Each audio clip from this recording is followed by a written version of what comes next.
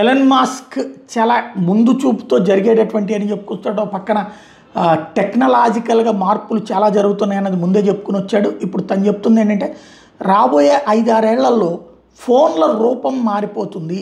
ఇప్పుడున్నటువంటి conventional mobile phones ఉండవు, అలాగే యాప్స్ కూడా ఉండవు.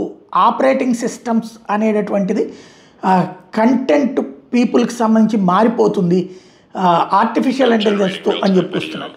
Of anything that you could possibly want.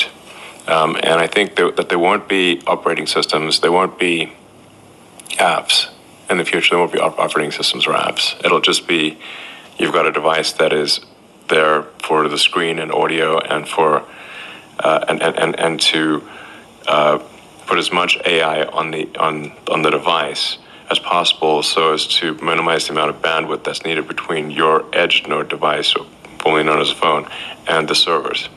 So if there's no apps, ఇంకేం అక్కర్లేదు, ఏఐఏ మొత్తం నడిపిస్తుందని చెప్తున్నాడు.